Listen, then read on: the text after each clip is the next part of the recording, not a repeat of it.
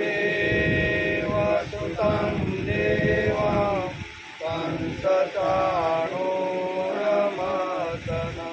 देवकी परमानन्दं कृष्णं वन्दे जगद्गुरु गुरुर्ब्रह्मा गुरुर्विष्णु गुरुर्देवो महेश्वर गुरु साक्षात् परब्रह्म तस्मै श्री गुरुवे नमः। नारायणं नमस्तुभ्यं नरं देव नरोत्तमं देवी सरस्वती व्यासं ततो जयमुदीरये ततो जयमुदीरये।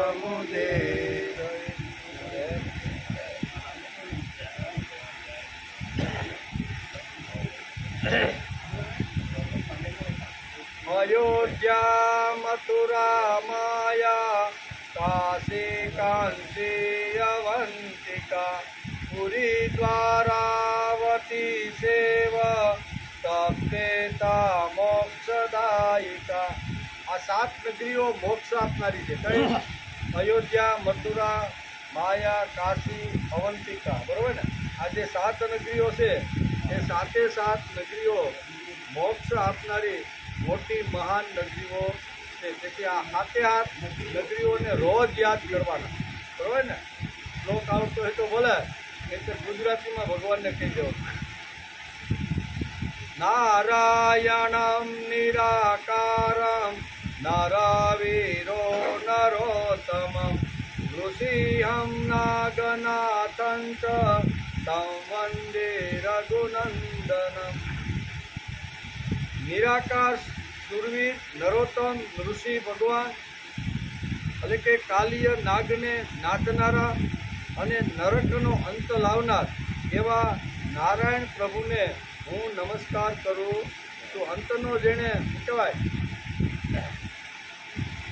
નરકનો જેણે અંત લાવ્યા છે તે એવા નારાયણ ભગવાનને હું નમસ્કાર કરું છું। એમ આપણું શાસ્ત્ર આપણે આ બધી વાતો સમજાવે છે।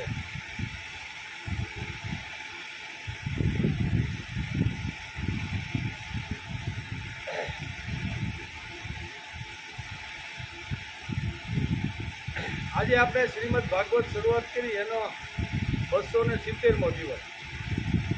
ગઈકાલે આપણે ભ્રમર, ભર્તુરીક્ષા, હરણ વગેરે જે અવધૂતના જે ગુરુ છે એનું ગઈકાલે આપણે સમજવાનો પ્રયત્ન કર્યો। ગ્રામ્ય કાવ્યનો વિચાર કર્યો। આજે હરણને મેં શા માટે ગુરુ બનાવ્યા, બરાબર, એનું સુંદર વર્ણન અહીં ભાગવતકાર વેદવ્યાસે લખ્યું છે। અને અત્યારે અવધૂત યદુરાજાને આ પ્રમાણે કીધું। ગઈકાલે આપણે સમજો ગ્રામ્યનો 2 અર્થ શાસ્ત્રકારોએ કર્યા છે। એક ગ્રામ્ય એટલે ગામડું, ગામમાં આપણે જે રહીએ નાના મોટા ગામડા હોય એને ગ્રામ્ય કહેવામાં આવે છે। અને ગ્રામ્યનો બીજો એક અર્થ અહીંયા શાસ્ત્રકારોએ કર્યો છે કે નિમ્ન કક્ષાના ગાયન, કેવા હલકા ગાયન, જે ગાયન સાંભળ્યા પછી માણસની કામના છે, વાસના છે ઉત્તેજિત થાય ને એવા નબળા જે ગાયનો છે એને પણ ગ્રામ્ય શબ્દો વાપરવામાં આવ્યો છે। એટલે ભાગવતકારે અહીંયા હલકા જે નિમ્ન કક્ષાના જે ગાયન છે ને એની નિંદા કરી છે। એટલે ઘણા કહે ને કે ભાગવતમાં વેદવ્યાસે આ ગાયનની નિંદા શા માટે કરી? ગાયનની નિંદા એટલે હલકા ગાયનની નિંદા કરી છે, એનો આપણે ગઈકાલે વિચાર કર્યો।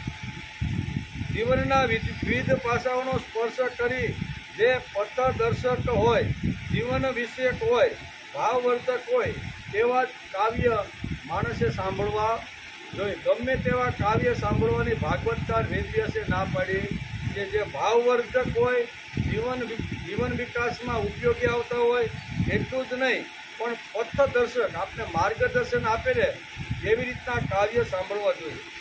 ઈશ્વરના જીવનનું, ઈશ્વરના ગુણોનું, ઈશ્વરે કરેલા માનવજાત પરના પ્રયોગોનું ગાન એ કાવ્ય છે। આવા ગીતો ગાવાનું ભાગવતકારે ગ્રામ્ય શબ્દ વાપરીને એ શ્લોકની અંદર કીધું, એને આપણે ગઈકાલે સમજાય. ભાગવતકાર વેદવ્યાસે ગ્રામ્ય ગાન શબ્દ વાપર્યો છે. ગાયન કે જે ભજનની પાછળ કંઈ કહેવાનું ન હોય, કંઈ સમજાવવાનું ન હોય, કંઈ બદલવાનું ન હોય તો તે કાવ્ય જોખમ છે. કેવું? કાવ્ય બોલ્યા પછી એમાં કંઈ જો બદલવાનું ન આવતું હોય, સમજવાનું ન આવતું હોય અને કંઈ કહેવાનું ન આવતું હોય ને ખાલી કાવ્ય ખાતર કાવ્ય જો ગાતા હોય તો અહીં કે જોખમવાળું કાવ્ય છે.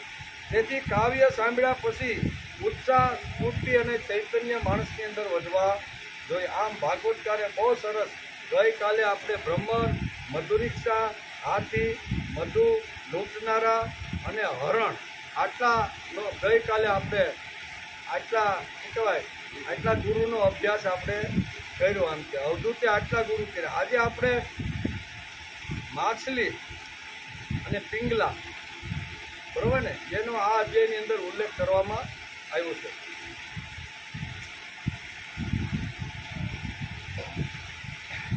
જીયાતિ પ્રમાથિત્યા ધનો રસ વિમોહિત મૃત્યુ મૃત્સાત્ય સત્બુદ્ધિ મીનસ્તુ બડીસે યથા. એટલે કે જેમ માછલી કાંટામાં રહેલા માંસના ટુકડાના લોભથી પોતાનો પ્રાણ ગુમાવે છે, તે જ પ્રમાણે સ્વાદ ઘેલા દુર્બુદ્ધિ મનુષ્યો પણ મનને વલોવીને વ્યાકુળ કરનારી પોતાની જીભના વશમાં થઈ જાય છે અને અંતે મરાઈ જાય છે. માછલીનું ઉદાહરણ આપતા વેદવ્યાસ લખે છે અને અવધૂત કહે છે યદુરાજાને કે મેં માછલીને શા માટે ગુરુ બનાવ્યો. એકવાર હું સમુદ્ર કિનારે ગયો અને સમુદ્ર કિનારે એક માછીમાર હાથની અંદર એક દોરી લઈ અને દોરીમાં એક માંસનો નાનો એવો ટુકડો ભરાવી અને અંદર આમ નાખતો હતો. અને અવધૂતે આ જોયું કે આ શા માટે દોરીની અંદર માંસનો ટુકડો નાખી અને આ સમુદ્રના પાણીમાં આવી રીતનો છે.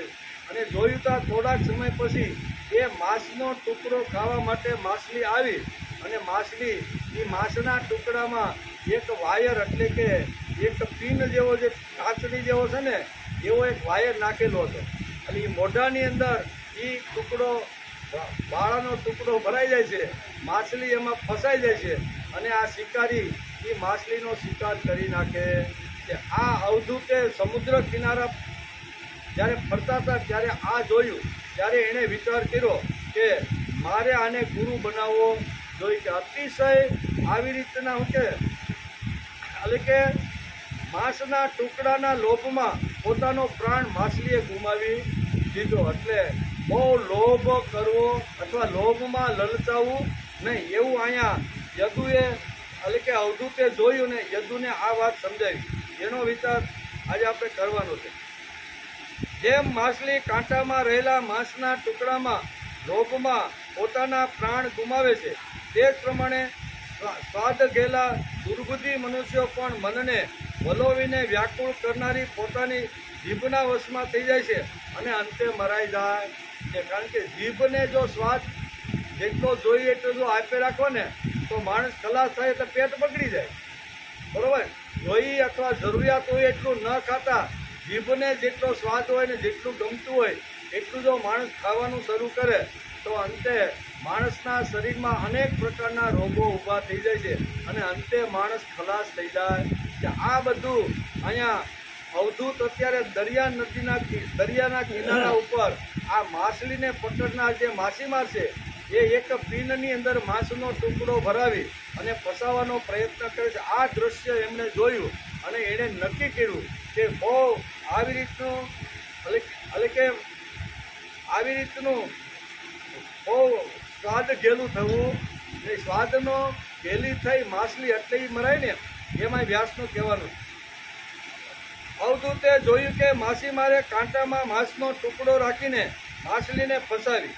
માછલી ફસાય તેનું કારણ હંમેશા આવા માટે પકડે અને ફસાઈ જાય છે.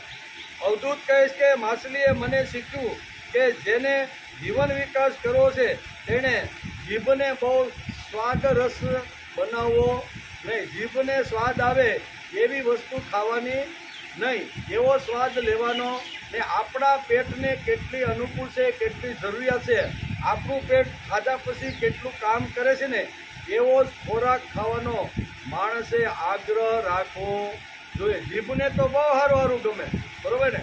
ડાયાબિટીસનો રોગ હોય ને કોઈ જગ્યાએ જમવા માટે ગયો હોય અને બધા ખાતા હોય એટલે એની મન તો મીઠાઈમાં જાય ને જીભ તો આમ તેમ કરે, પણ જીભ જ્યારે આવી રીતનું વર્તન કરવા લાગે ત્યારે માણસે વિચાર કરવો જોઈએ કે મને ડાયાબિટીસ એટલી બધી વધી ગયેલી છે અને ડૉક્ટરે પણ દવા આપીને કંટ્રોલ કરવા માટે મને જે દવા આપી છે એ કદાચ જો આ મીઠાઈ ખાઈ લેશ ને તો અનેક ઘણી બધી ડાયાબિટીસ વધી જશે. એટલે મારે પેટ બગડે એવું કરવું નથી. સામે રસાસ્વાદ છે, રસથી ભરેલી સરસ મજાનો પછી ઘણી બધી આઈટમો મીઠાઈની હોય, પણ એ મીઠાઈ મારા માટે ત્યાજ્ય છે, મારા માટે યોગ્ય નથી. એટલે જીભને બહુ સ્વાદ રસ ન બનાવો એવું અવધૂતે અહીંયા જોયું અને અવધૂતે મેં માછલીને આવી રીતનો ગુરુ બનાવી દીધું કે જીભ રસાસ્વાદ બનાવવાની નહીં. એમ અવધૂત કહે છે કે માછલીએ મને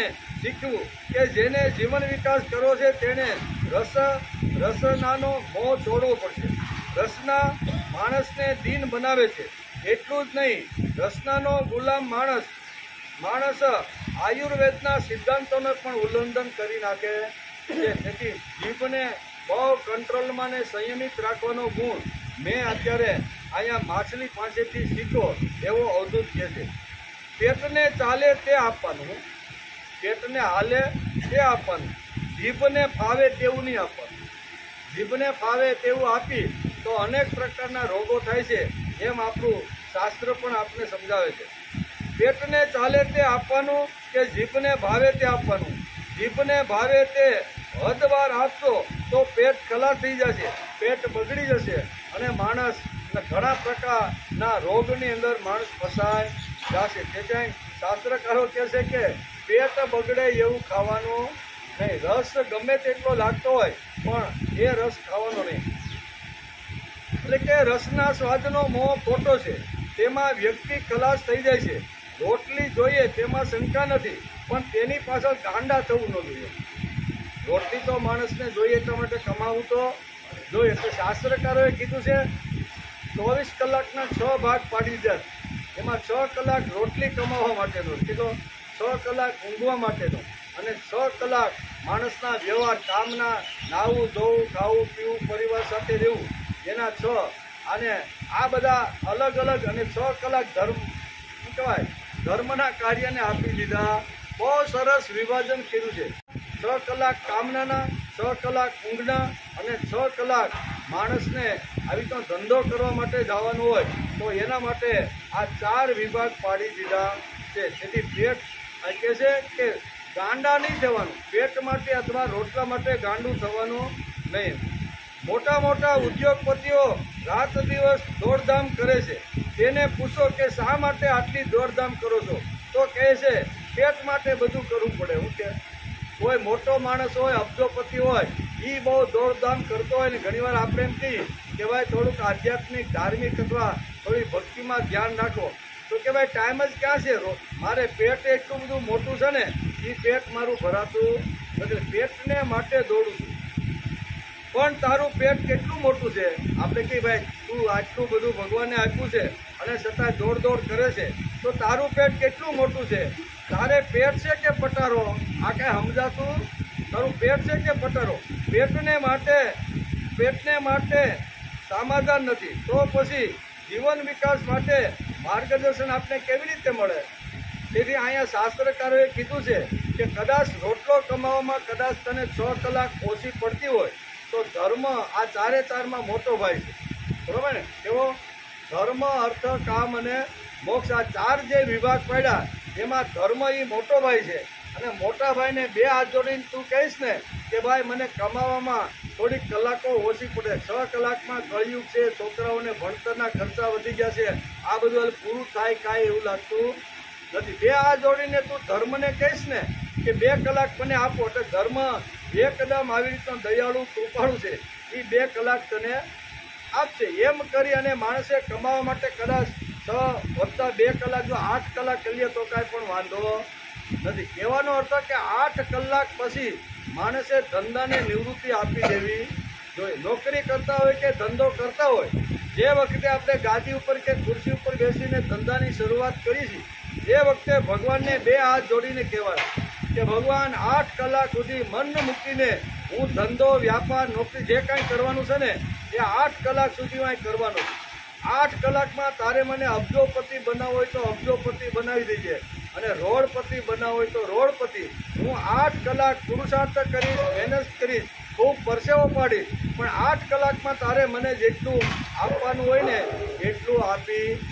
આમ કરી અને ગાદી ઉપર બેસે અને 8 કલાક માણસ ધંધો મન મૂકીને કરે અને 8 ઉપર 1 મિનિટ થાય, શટર બંધ થાય અને કોઈ કદાચ આવે કે ભાઈ મારે ટીવી લેવું છે, કે હવે વાત પૂરી, હવે કાલ સવારે તમે આવજો. મેં નક્કી કર્યું હતું કે 8 કલાક જ મારે ધંધાને આપવા છે. બોલો માણસ વિચાર કરે છે કે આને પાસેથી હું જો ટીવી ખરીદીશ ને તો આને 5000 રૂપિયાનો નફો થવાનો છે, પણ બોલો વેપારી એમ કહે છે કે મેં એકવાર નક્કી કરી નાખ્યું કે 8 કલાકમાં ભગવાન તારે જેટલું આપવું એટલું આપી દેજે. મેં નક્કી કર્યું હતું સવારે અને અત્યારે મારી 8 કલાક પૂરી થાય છે, તાળું મારી દીધું છે. તારે જો ટીવી લેવાનું હોય ને તો આવતીકાલે આવજે.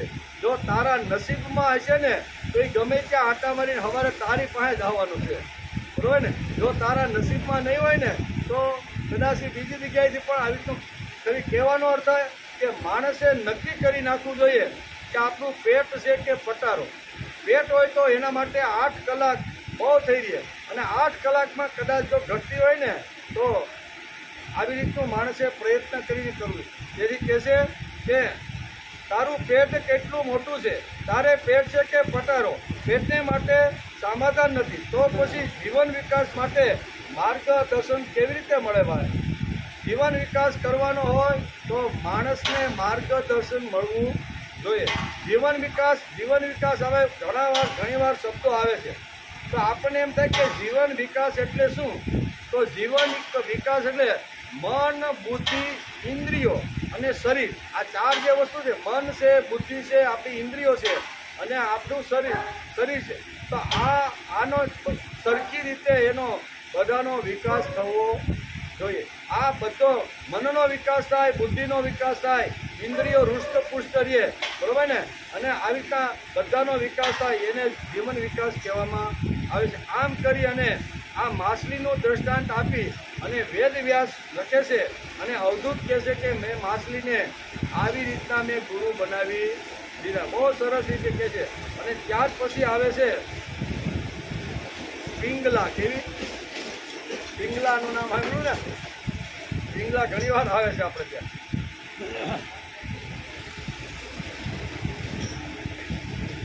પિંગલા નામ વેશ્યાસી વિદેહ નગરે પુરા તસ્યા મે શિક્ષિતમ કિંચિન વિબોધ નૃપનંદન શ્વાસેર વિર્ણે તેક્કા કાંતમ સંકેત ઉપોષિત અમૂલ્ય કાલે બહિરા દ્વારી બ્રહ્મતિરૂપતમ. અહીંયા પિંગલાનું વર્ણન કરતા અહીંયા વેદ વ્યાસ લખે છે અને અત્યારે અવધૂત કહે છે કે મેં પિંગલાને પણ મારી ગુરુ બનાવી દીધું. અઘરામાં અઘરું કામ હોય ને તો વેશ્યાને પોતાના ગુરુ બનાવવા એ અઘરામાં અઘરું કામ છે. પણ અહીંયા વેશ્યા શા માટે અવધૂતના ગુરુ બની ગયા એનો સુંદર મજાનો વિચાર અહીં ભાગવતકારે ઘણા બધા શ્લોકોની અંદર અહીં પિંગલાનું વર્ણન કર્યું છે. પિંગલાનું વર્ણન કર્યું છે. હે રાજન, પ્રાચીન સમયની વાત છે. અત્યારે ભાગવતકાર લખે છે અને અત્યારે અવધૂત અત્યારે યદુરાજાએ જે કાંઈ પ્રશ્ન પૂછ્યા હતા શરૂઆતમાં એના જવાબમાં અત્યારે યદુરાજાને અવધૂત કહે છે. શું કહે છે કે હે રાજન, પ્રાચીન સમયની વાત છે. વિદેહ નગરી મિથિલામાં એક વેશ્યા રહેતી. આખું વર્ણન કરે છે વેશ્યા પિંગલાનું. પ્રાચીન સમયની વાત છે. વિદેહ નગરી મિથિલામાં એક વેશ્યા રહેતી હતી. તેનું નામ પિંગલા હતું. મેં તેની પાસેથી જે બોધ ગ્રહણ કર્યો તે હું તમને સંભળાવું છું. એમ યદુરાજાને અવધૂત કહે છે કે મેં પિંગલાને કેવી રીતની અયોધ્યામાં રહેતી પિંગલા અયોધ્યામાં રહેતી વેશ્યા એને મેં કેવી રીતની ગુરુ બનાવી છે એ તમે શાંત સીતે સાંભળો. આમ યદુરાજાને અવધૂત અહીંયા પિંગલાને ગુરુ બનાવતા પહેલા કઈ ઘટનાઓ બની એનું સુંદર મજાનું વર્ણન ભાગવતકારે અહીંયા એકાદશા સ્કંદના 8મા અધ્યાયમાં કર્યું છે. તે વેશ્યા સ્વેરાચારણી તો હતી અને રૂપાળી પણ હતી. એક દિવસ કોઈ પુરુષને પોતાના સ્નાને લાવવા માટે ખૂબ બની ઠનીને ઉત્તમ વસ્ત્ર આભૂષણ સજી ધજીને ઘણીવાર સુધી પોતાના ઘરના દરવાજા પાસે ઊભી રહી. અયોધ્યાની અંદર આવી એક વેશ્યા રહેતી હતી જેનું નામ હતું પિંગલા. પિંગલા એક દિવસ પોતાનો ધંધો કરવા માટે કોઈ પુરુષની રાહ જોવા માટે એક પોતાના બારણામાં ઊભી હતી. વેદવ્યાસે વર્ણન કર્યું છે કે આ રૂપવતી સ્ત્રી કેવી હતી તો કે એકદમ સુંદર રૂપાળી હતી. આભૂષણો સજ્જ કર્યા હતા. સુંદર મજાનું આવી રીતનું એનું રૂપ હતું. આમ કરી અને વેદવ્યાસ એનું વર્ણન કરે છે. એ વેશ્યા સ્વેતાચારિણી હતી.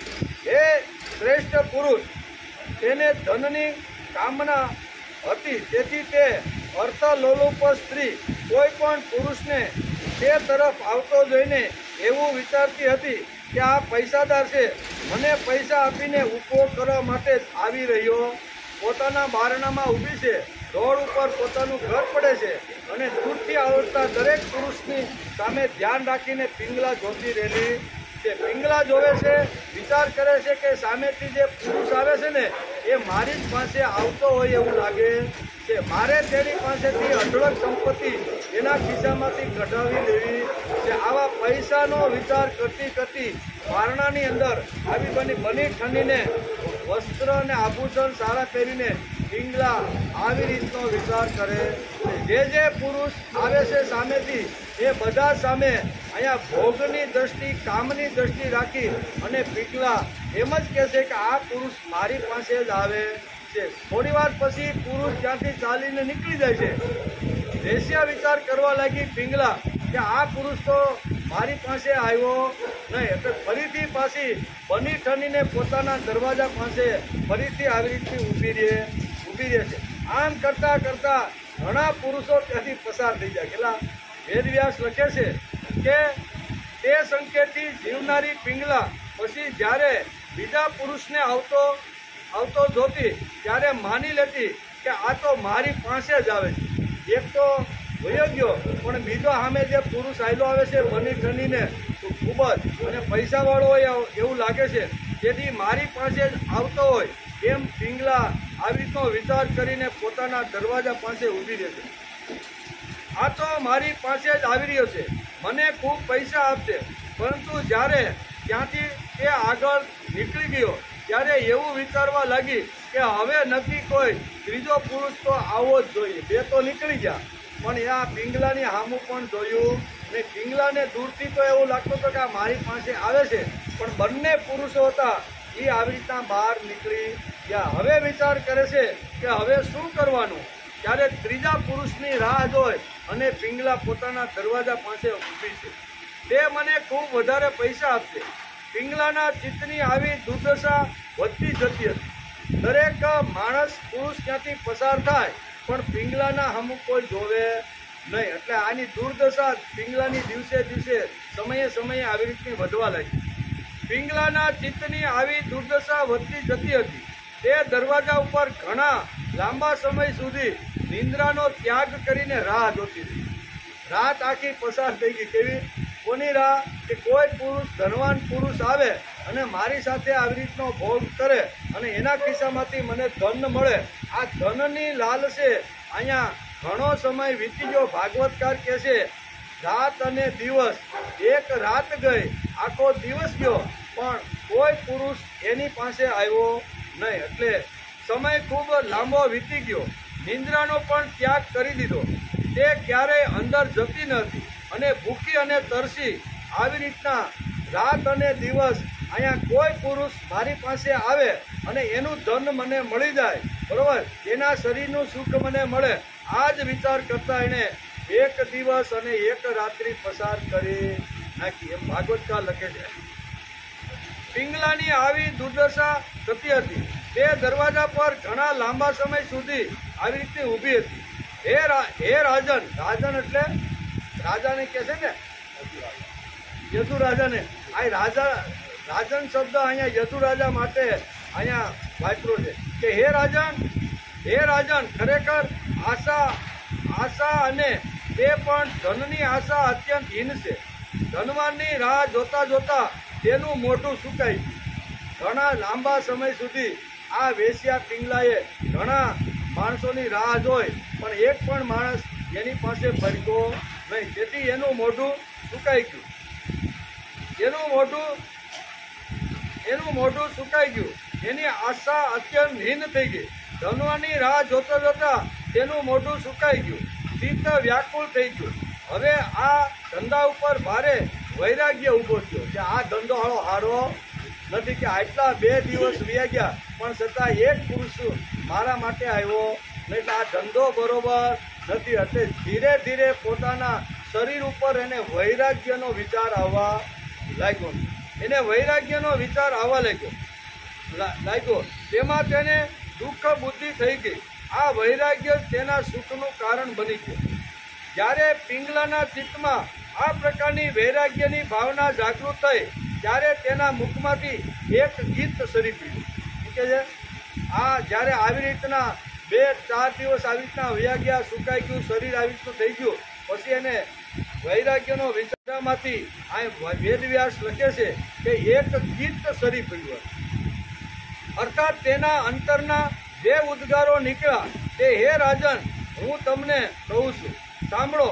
વૈરાગ્ય જ આશારૂપી ફંદાને આપવાવાળું દઢ શસ્ત્ર છે. વૈરાગ્ય વિના મનુષ્યને દુઃખોની નિવૃત્તિ એટલે કે વૈરાગ્ય વગર મનુષ્યને દુઃખમાંથી નિવૃત્તિ મળતી નથી. દુઃખમાંથી જો નિવૃત્ત થવાનું હોય તો એના માટે વૈરાગ્ય ખૂબ જ જરૂરી છે. આવું એક ગીત 2 શ્લોકમાં વેદવ્યાસ લખે છે કે એના મોઢામાંથી આવી રીતનું એક કાવ્ય નીકળ્યું, એક ગીત નીકળ્યું કે વૈરાગ્ય વગર માણસના દુઃખનો અંત આવતો નથી. હું દુઃખી થઈ ગઈ છે, મારો અંત આવ્યો નહીં. હવે મેં નક્કી કર્યું છે કે હવે આ ધંધો છોડીને મારે વિશિષ્ટ રાગ આ શરીર ઉપર, ભગવાન ઉપર થાય ને એવા જ મારે પ્રયત્ન કરવા જોઈએ. વૈરાગ્ય એટલે ભગવાન ઉપરનો વિશિષ્ટ રાગ. બરોબર? આ જે કામના છે, વાસના છે, ભોગ છે, શરીર છે, એની ઉપરની કામના ધીમે ધીમે હળવી કરી અને એ જ જે રાગ છે એને ભગવાન તરફ લગાડવો, એને કહેવાય છે વૈરાગ્ય. અત્યાર સુધી પરપુરુષ ઉપર એને રાગ હતો કે કોઈ પરપુરુષ આવે અને મારી પાસે શરીર સુખ માણે અને મને એના ખિસ્સામાંથી ઘણા બધા રૂપિયા મળે અને એ રૂપિયાથી હું સુંદર મજાના ભોગો ભોગવી શકું. આવું અત્યાર સુધી પિંગલાને હતું. પણ પિંગલાએ જ્યારે એક પણ માણસ એની સામે જ્યારે ફરકો ને ત્યારે એને થયું કે આ તો દુઃખ છે અને આ દુઃખમાંથી નિવારણ કરવું હોય તો એના માટે એક જ છે કે મેં અત્યાર સુધી શરીરને વેચી નાખ્યું છે. શરીરને વેચ્યું છે ને, અનેક લોકોએ એના શરીરનો ઉપભોગ કરી અને ઘણા બધા રૂપિયાઓ કામ્યા છે. તેથી એને શરીર ઉપર ધીમે ધીમે નફરત થવા લાગી. આ શરીર છે, સુંદર છે, શણગાર સજેલો છે, મારું રૂપ પણ એટલું છે, તેથી જ આ લોકો મારી પાસે આવી અને મને પૈસા આપીને પોતે શારીરિક સુખ આવી રીતનું માણે છે. આવો વિચાર કરી અને અહીંયા વેદવ્યાસ કહે છે કે સુંદર મજાનું એના મુખમાંથી એક વૈરાગ્ય વૃત્તિનું ગીત નીકળ્યું અને એ ગીત દ્વારા એનું આખું જીવન પરિવર્તન થઈ જાય છે. આ અવધૂત જોવે છે. અવધૂત આપણે ગઈકાલે પણ વિચાર કરતા હતા કે અવધૂતે જે 24 ગુરુ જે કર્યા એ 24 જે ગુરુ છે એ ઘરમાં બેસીને કર્યા નથી. એનો અર્થ એવો થયો કે અવધૂતની ચાકડી ઘરમાંથી બહાર નીકળી વનમાં ગઈ છે, સમુદ્રના કિનારે ગઈ છે. બરોબર? આવી રીતના રાજમહેલની અંદર અથવા રોડ ઉપર ફરતાયેલા અનેક પ્રકારના મનુષ્ય અને પશુ પક્ષી પાસે ગયા છે ત્યારે તેમાંથી આ બધા ગુણો એને મળ્યા છે. સાંકડી હંમેશા ખટખટ કરતી બહાર નીકળવી જોઈએ. એક વાત આપને ભાગવતકાર આ સમજાવે છે. પિંગલાએ આ ગીત ગાયું. કયું ગીત? અહો મે મોહવીતી પશ્યતા વિજિતાત્મના યા કાંડાસ્તત કામ એ ના બાલિશા. આ અત્યારે એના મોઢામાંથી ગીત નીકળ્યું. ક્યું? પિંગલાએ આ ગીત ગાયું. અરે કેટલાક દુઃખની વાત છે કે હું ઇન્દ્રિયોના વશમાં થઈ ગઈ. મારી મૂર્ખતા અને મારા મોહનો વિસ્તાર તો જુઓ. તે પરાયા પુરુષને મારો કાંત પ્રિય કહીને તેની કામના કરવા લાગી. કોઈ પણ પરાયો પુરુષ આવે તો એ તો મારો કાંત છે એમ કરી અને પરાયા પુરુષને પણ આવી રીતનું કરવા લાગી હતી. મારો પરમ પ્રિય શાશ્વત રૂપે મારી પાસે છે. અંદર જે પરમાત્મા છે ને, પ્રિય તત્વ તો મારી પાસે છે. એને હું ઓળખી શકી નહીં કે બહારના જે લોકો આવતા હતા એને જ અત્યાર સુધી મારો પરમ પ્રિય આવી રીતનો બનાવીને હું એની સાથે વિહાર કરતી હતી. પિંગલાને જ્ઞાન થઈ ગયું, વૈરાગ્ય ઉત્પન્ન થયો અને જે મને ચલાવે છે, જે મને બોલાવે છે, જે મને સુંદર જેણે રૂપ આપ્યું છે એ પરમાત્મા તો મારી અંદર જ આવીને બેઠો છે. આ જ્ઞાન કોને થયું? પિંગલાને. હવે ધીમે ધીમે એની જે વાત છે એ વિશિષ્ટ રાગ ઉપર વૈરાગ્ય તરફ પડે છે.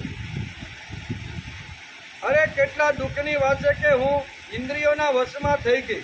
મારી મૂર્ખતા અને મારા મોહનો વિસ્તાર તો જુઓ કે પરાયા પુરુષને મારો કાંત પ્રિયતમ કહીને તેમની માટે મેં બધી જ કામનાઓ પૂર્ણ કરી છે. પણ અંદર રહેલું જે ચૈતન્ય છે એનો મેં ક્યારેય વિચાર કર્યો નથી. ધીમે ધીમે એનું માનસ બદલવાનું, માનસ પરિવર્તન કરવાનું અહીં શરૂઆત થઈ ગઈ છે. મારો પ્રિય એટલે કે મારો પરમ પ્રીતમ શાસક રૂપે મારી પાસે જ છે.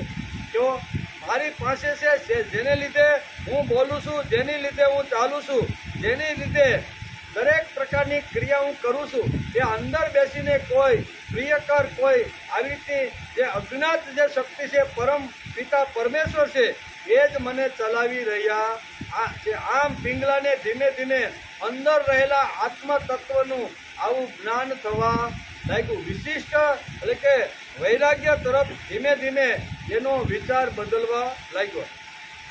પાસે છે પરમ સ્વરૂપ છે. સુખ પ્રદાન કરનારો પણ તે જ છે. મને સુખ આપનારો પણ તે જ છે અને પ્રદાન કરનારો પણ તે જ છે. તથા લક્ષ્મીનો પતિ હોવાથી સંપત્તિ આપનારો પણ તે જ છે. મને કાંઈ જે સંપત્તિ જે મળે છે ને એ અંદર કોઈ ચૈતન્ય છે, તેથી પર પુરુષ મારી પાસે વારંવાર આવીને મને સંપત્તિ આપતો હતો. અંદર કોઈ ચૈતન્ય છે તો આવતો ને. અંદરથી ચૈતન્ય જો નીકળી ગયો હોત, મારું ગમે તેવો શણગાર હોત, ગમે તેવું રૂપ હોત, ગમે તેવું સૌંદર્ય હોત અને અંદરથી ચૈતન્ય તત્વ જો નીકળી ગયું હોત તો ગમે તેવો પુરુષ મારી સાથે આવી રીતનો વ્યવહાર કરે. એનો અર્થ એવો થયો કે મારી અંદર જે શક્તિ છે ને એ શક્તિથી જ મને લક્ષ્મી મળતી રહેલી છે. અત્યાર સુધી હું જે કમાણી, અત્યાર સુધી મેં વિત્ત પૈસાઓ અને લક્ષ્મી જે મેળવી છે ને એ અંદર રહેલા ચૈતન્યને કારણે જ મને મળેલી છે. આવું જ્ઞાન અત્યારે કોને થયું? પિંગલાને. અત્યાર સુધી તો એમ હતું કે મારું શરીર, મારી ઇન્દ્રિયો અને પરપુરુષ, આના સિવાય બીજું એવું નહીં. પણ 3-4 પુરુષો રાહ જોઈને આવી રીતના બાજુમાંથી સરકીને નીકળી ગયા અને પછી રાત દિવસ આવી રીતના થવા લાગ્યા.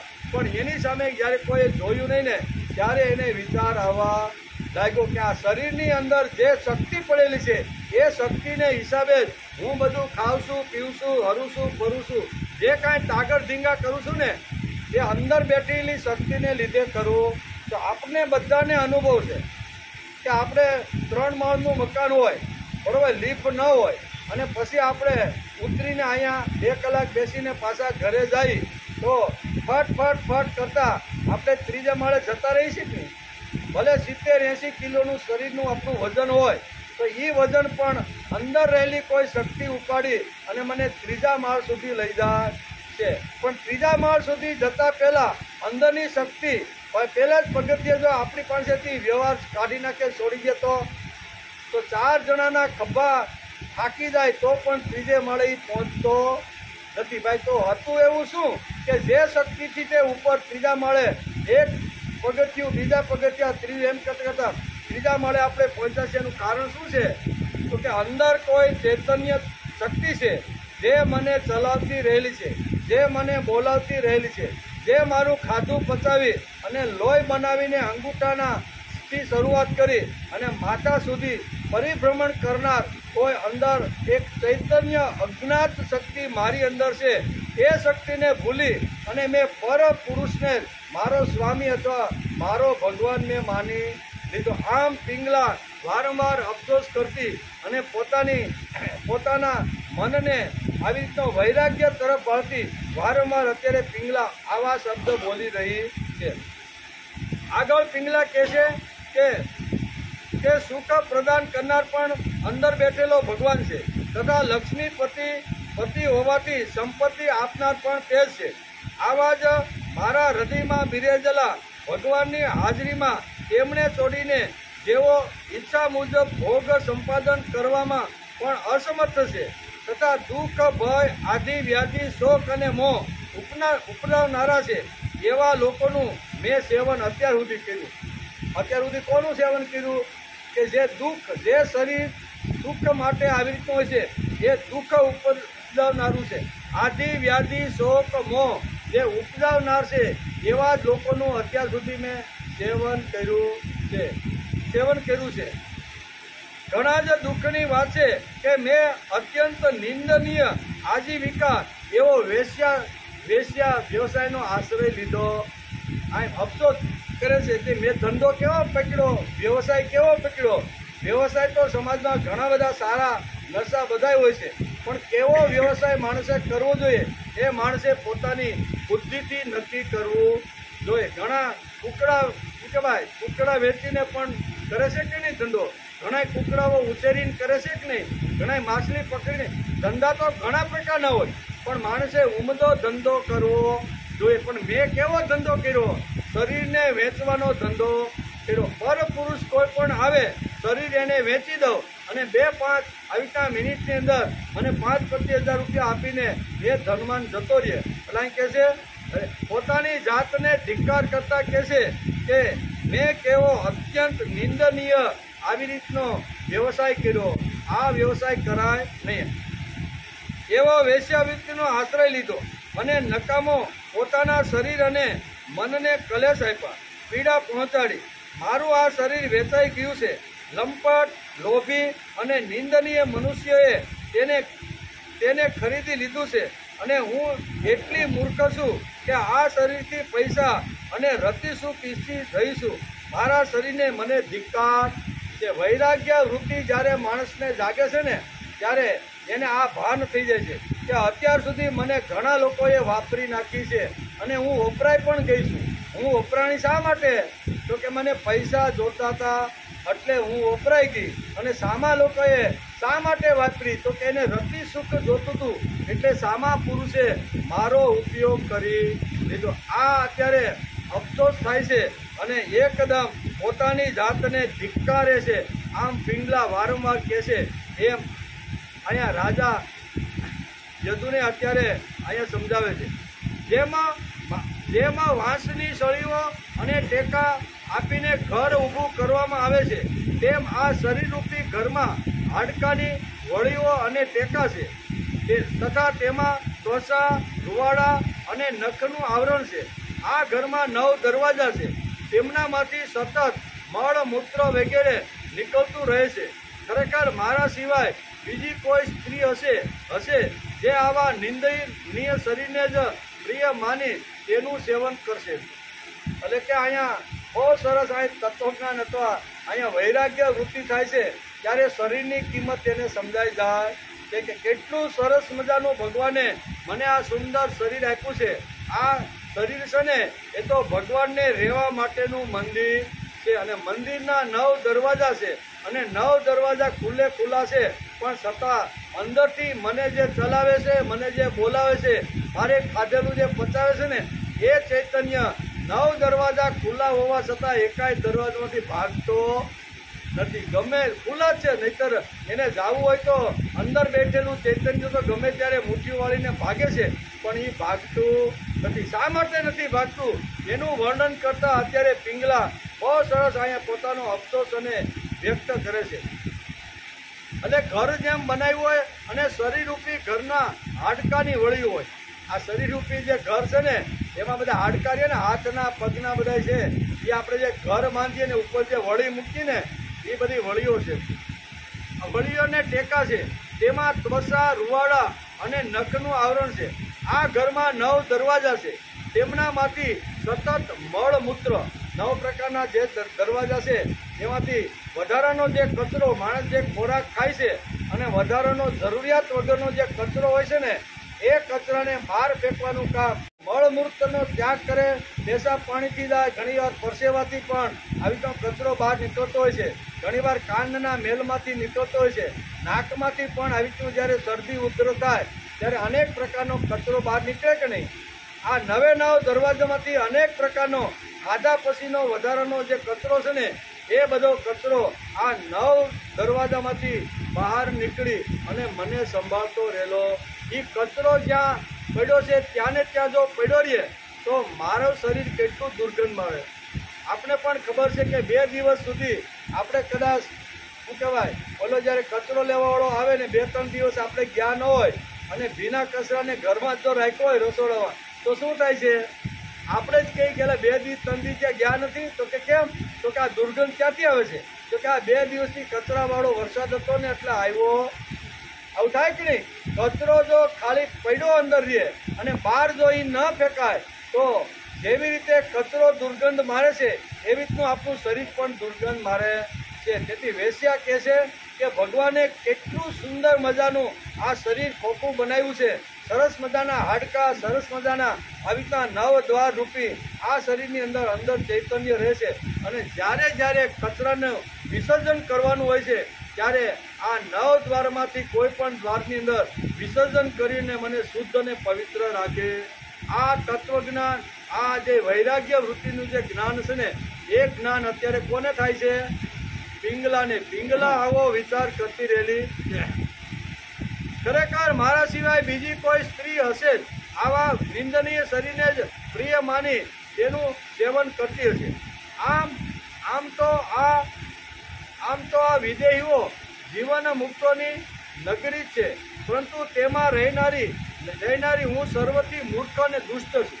કેમ કે એકલી હું જ આત્મ સ્વરૂપને અર્પણ કરનાર અવિનાશી અને પરમ પ્રિયતમ પરમાત્માને છોડીને બીજા પુરુષની અભિલાષા વારંવાર કરતી રહેલી.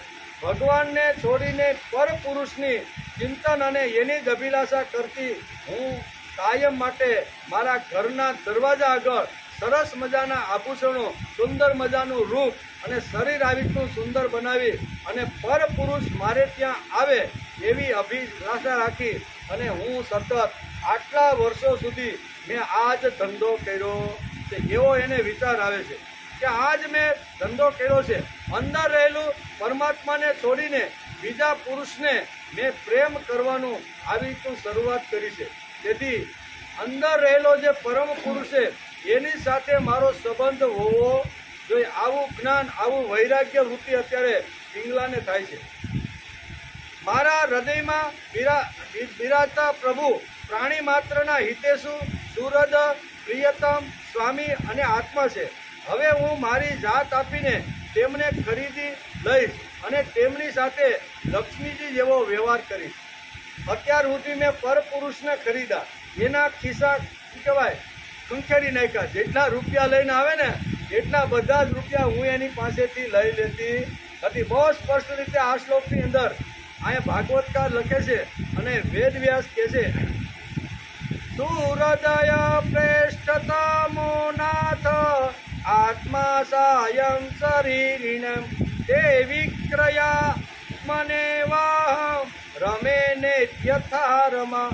અત્યાર સુધી મેં મારા શરીરને વિક્રી એટલે વેચવું, મેં મારા શરીરને પરપુરુષ સાથીને વેચી અને એની પાસે ઘણી બધી લક્ષ્મી મેં કમાવી છે. પણ હવે મારું જીવન મારે ધીમે ધીમે પરિવર્તન કરવાનું છે. વિશિષ્ટ રાગ હવે પરપુરુષ ઉપર ન રાખતા મારે એ જ સ્વામી, જે લક્ષ્મીના જે સ્વામી છે ને એમ લક્ષ્મીજીની મારે આવી રીતની જેમ લક્ષ્મીજી ભગવાનની સેવા કરે છે એમ મારે પણ ભગવાનની સેવા કરીને લક્ષ્મીજી જેમ ભગવાનને પ્રિય થઈ ગયા એમ મારે પણ ભગવાનને પ્રિય થઈ જવું. આટલું સુંદર ધીમે ધીમે ધીમે માણસનો વળાંક ક્યારે આવે છે, ક્યારે બદલ આવે છે, કેવા સંજોગોથી બદલ આવે છે ને એ ભાગવતકાર આપણે ઘણીવાર સમજાવે છે. તેથી અહીંયા પિંગલાનું સુંદર મજાનું ઉદાહરણ ભાગવતકારે લખ્યું છે કે અયોધ્યા નગરી છે. અયોધ્યા નગરીની અંદર આવી રીતની એક વેશ્ય વૃત્તિ કરતી પિંગલા રહે છે અને પિંગલાનો બિઝનેસ જ વર્ષોથી આવી રીતનો ચાલતો રહેલો છે. પણ એક દિવસની ઘટનાએ એનું આખું પરિવર્તન કરાવી નાખ્યું. એક દિવસ એક રાત્રિ વીતી ગઈ પણ કોઈ પરપુરુષ એની સાથે સહવાસ કરવા માટે આવ્યો નહીં. ધનની લાલચથી સુંદર મજાના આભૂષણો અને રૂપવત ધારણ કરીને ઊભી રહી, પણ ઘણા દિવસો વીતી ગયા, દુબળી પડી ગઈ, ઘણું આવી રીતનું શરીરમાંથી ઘણું આવી રીતનું જતું રહ્યું. એટલે હવે વિચાર કરે છે કે હવે મારે મારું પરિવર્તન કરવું જોઈએ. જેમ પરપુરુષની રાહ જોઈ અને મારા શરીરને વેચવા માટે મેં રૂપિયા કમાવા માટે આવા ઘણા બધા વર્ષો ધંધો કર્યો છે, પણ હવે તો મારે ક્યાં જવાનું છે એનું સુંદર મજાનું વર્ણન કર્યું છે. મારા હૃદયમાં બિરાજમાન પ્રભુ પ્રાણી માત્રના હિતેશુ. મારે હવે કોની સાથે સંબંધ બાંધવો છે? અત્યાર સુધી તો પૈસા માટે આવેલા પરપુરુષ સાથે મેં સંબંધ બાંધ્યો હતો, પણ હવે મારે કોની સાથે સંબંધ બાંધવો એનું વર્ણન અત્યારે પિંગલા અત્યારે કહે છે. શું કહે છે કે પ્રાણી માત્રના હિતેશુ સુરત પ્રિયતમ સ્વામી અને આત્મા છે. હવે હું મારી જાત આપીને તેમને ખરીદી લઈશ. મારું શરીર, મારી ઇન્દ્રિયો, મારું મન, બુદ્ધિ જે કાંઈ છે ને એ બધું ભગવાનના ચરણમાં એને આપી અને ભગવાનને જ હું આખા ખરીદી લઈશ. અને લક્ષ્મીજી જેવી રીતની ભગવાનની સેવા કરે છે તેવી રીતની હું પણ ભગવાનની સેવા કરી. હવે મારે પરપુરુષની સેવા કરવી નથી. જે આપણા હિતેશુ છે, આપણે એને યાદ કરીએ ન કરીએ, આપણે એનું હિત કરીએ ન કરીએ, પણ ભગવાન તો આપણું હિત કરવા માટે 24 કલાક રાત દિવસ આપણા માટે ઊભો છે. આપણું હિત ક્યાં થાય, કલ્યાણ કેમ થાય, આપણું શુભ કેમ થાય, એના માટે રાત દિવસ ભગવાન પ્રયત્ન કરતા રહેલા છે. એ બધા ભગવાનના સુરત છે. તેથી અહીં કહે છે કે ભગવાન હિતેશુ સુરત પ્રિયતમ સ્વામી અને આત્મા છે. હવે હું મારી જાત આપીને ભગવાનને ખરીદી ત્યાં સુધી અત્યારે આ પિંગલા પહોંચી જાય કે એકવાર જો ભગવાનને ખરીદી લો તો હું જે પ્રમાણે કહું ને એ પ્રમાણે કરવા લાગે. પાણી ભરીએ તો પાણી ભરવા જાય ગોદાવરી ઉપર, રસોઈ કહે તો તે રસોઈ કહે, બરાબર. પછી ફૂલ લઈ આવે તો ફૂલ લઈ આવે, વાહિદું કરવા માંડે તો વાહિદું કરવા માંડે, રસોઈ બનાવવાની હોય તો રસોઈ. કહેવાનો અર્થ કે એકવાર જો ભગવાનને ભક્ત ખરીદી લેશે ને તો પછી ભક્ત જેમ કે ને એમ ભગવાન કરતો રહેલો કે ભગવાનને પણ ત્યાં આવીને રહેવાનું મન થાય. હવે મારે એવું જીવન બનાવવાનું છે કે મેં જે અત્યાર સુધી જે ભૂલ કરી, અત્યાર સુધી જે પાપ કર્યું, અત્યાર સુધી શરીરને વેચીને જે અઢળક ધન હું જે કમાણી છું ને એ મારી બધી જ જે કાંઈ સંપત્તિ છે, ઇન્દ્રિયો છે, એ બધી જ હવે મારે ભગવાનના ચરણમાં ધરીને પોતાની પત્નીનું શું પ્રિય કર્યું છે. અર્થાત કોઈ પણ આજ સુધી આ ભોગોથી તૃપ્ત થયો નથી. ભોગ માણસ ભોગવા લાગે તો ભર્તૃહરિએ પણ કીધું છે કે ભોગા ન ભૂખતા વયમેવ ભૂખતા, તપો ન તપતા વયમેવ તપતા. આપણે ભર્તૃહરિને વાંચીને તો એ પણ આટલા મોટી સત્તા સંપત્તિના આવા શહેનશાહ રાજા હોવા છતાં એણે જોયું કે અત્યાર સુધી મને આ ભોગ સુખ આપી શક્યા નથી. જેમ જેમ હું આગળ વધતો જાઉં છું ભોગ માટે, એમ એ ભોગ તો રહેવાના છે. તેથી એણે વૈરાગ્ય ઉત્પન્ન કરી અને બધાને જાહેરમાં કીધું. એને ઘણા બધા પુસ્તકો પણ લખ્યા. નીતિ સતત વાતો જેવું છે, વૈરાગ્ય સતત, આ બધા ભર્તૃહરિના પુસ્તકો છે. એ વૈરાગ્ય સતત જે છે ને એમાં ભર્તૃહરિએ લખ્યું છે. શું લખ્યું છે કે ભોગા ન ભોગતા વયમેવ ભોગતા, તપો ન તપતા વયમેવ તપતા. ભોગ માણસ ભોગવી શકતો નથી, પણ ભોગ જ માણસને ભરતી જાય કે માણસની ઉંમર થઈ જાય, વહી જાય, ભોગ લેવાના છે અને માણસ જતો રહેવાનો છે. માણસ ગમે તેટલો ભોગની પાછળ ગાંડો થાય, ગમે તેટલા ભોગ ભોગવે, ભોગ તો આ જગતમાં રહેવાના ને રહેવાના. માણસની આયુષ્ય પૂરી થાય અને માણસ જતો રહેવાનો છે. તેથી અહીંયા પણ વેશ્યા એટલે કે અહીંયા પિંગલા પણ આ જ પ્રમાણે મનની અંદર એવો એને નિશ્ચય કરી લીધો કે અત્યાર સુધી મેં ખૂબ ભોગ ભોગવા, આવું સુંદર મજાનું જે શરીર હતું ને એ શરીરને વેચીને ખૂબ મેં પૈસા મેળવા છે. હવે આ જે મારા પૈસા છે, હવે આ બાકી રહેલું મારું જે જીવન છે ને, મારી જે કાંઈ ઇન્દ્રિયો છે ને, એ મારે ભગવાનના કામમાં, ભગવાનના વિચારમાં અને ભગવાને જે કાંઈ વૈભવ ઊભો કર્યો છે ને એ ભગવાનનો વૈભવ ઊભો કરે એમાં જ મારા જીવનને હું ખલાસ કરી અને લક્ષ્મીપતિને હું પ્રાપ્ત કરી. બહુ સુંદર અહીં ભાગવતકારે ઘણા બધા શ્લોકની અંદર આ બધી વાતો લખેલી છે. ખરેખર મારું કોઈ શુભ કર્મથી વિષ્ણુ ભગવાન મારા પર પ્રસન્ન છે. તેથી તો દુરા સાથી મને આવો વૈરાગ્ય થયો છે. ખરેખર આ વૈરાગ્ય મારા માટે સુખ કરશે. હવે મારે આગળ બીજું કાંઈક પ્રાપ્ત કરવું. હવે મને વિશિષ્ટ પ્રકારનો રાગ જે ભગવાન ઉપર લાગ્યો છે એને જ મારું સર્વસ્વ બનાવીને એના જ માટે મારે હવે જીવન કાઢી માણસે ગાડીનો કાંટો બદલાવવાની શરૂઆત કરી દેવી જોઈએ. વેશ્યાએ અત્યાર સુધી અહીં અફસોસ કરતા ઘણા બધા શ્લોકમાં વ્યાસે પણ લખ્યું છે ને પિંગલા પણ પોતે આવી રીતનું બોલી રહી છે. એટલે અત્યાર સુધીનું જે કાંઈ જીવે બોલી અને મારે ભગવાન પ્રત્યેનો વિશિષ્ટ રાગ ઊભો કરવો જોઈએ. એટલે કે મને દુઃખ થયું એ જ મારા માટે વૈરાગ્યનું કારણ બની ગયું. તેથી હું ભાગ્યહીન નથી, કારણ કે વૈરાગ્ય દ્વારા મનુષ્ય કર્મ બંધનને કાપીને પરમ શાંતિને પામે. બહુ સરસ છે. આ શ્લોકની અંદર બહુ અહીંયા સરસ રીતે સમજાવતા કહે છે એવમ શું મુદન ભાગ્ય યા કલેશાની ગવમ એનાનું બંધુ નિર્હત્ય પુરુષ સમપુષત તેનો પક્ષુત્તમાદાય શિરસા ગ્રામ્ય સંગતા ત્યક્વા દુરાસા શરણમ પ્રજામી તમધીશ્વર. મને દુઃખ થયું એ જ મારા માટે વૈરાગ્યનું કારણ બની ગયું. તેથી હું ભાગ્યહીન નથી. હું હવે ભાગ્યહીન રહી નથી. શા માટે? કે હવે મને જ્ઞાન થઈ ગયું છે કે આ શરીરની અંદર કોઈ રહીને આ શરીરને ચલાવે છે. અત્યાર સુધી હતું કે હું આ શરીરને ચલાવું છું. મારાથી પુરુષો મારી બાજુમાંથી પસાર થઈ ગયા અને મારી સામું જ જોયું નહીં. ત્યારે મને લાગ્યું કે હું તો એમ જ કહેતી હતી કે મારા રૂપને આકર્ષીને અથવા મારા શરીરના આવી રીતના આકર્ષીને આ બધા લોકો આવે છે. પણ હવે મને ખબર પડી કે અંદર કોઈ શક્તિ છે. એ જ્યારે સામે માણસને પ્રેરણા આપે છે તો જ એનો સંગમ થાય છે, નકર સંગમ થતો. આ વિશિષ્ટ પ્રકારનો રાગ અત્યારે અહીંયા કોને લાગે છે? પિંગલાને. શહેરમાં હું જાઉં.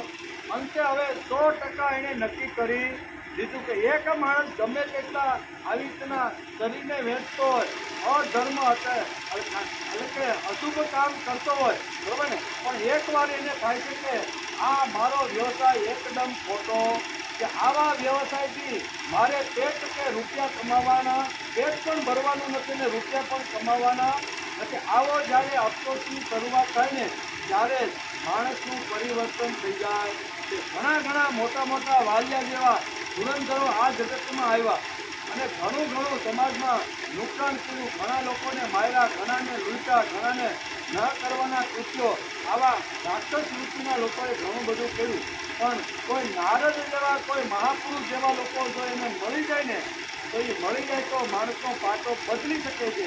એમ પિંગલાના ચરિત્ર દ્વારા ભાગવતકાર આપને સમજાવવા માંગે છે કે આટલી વેશ્યાવૃત્તિ કરનાર અધ્યાય હાલે છે.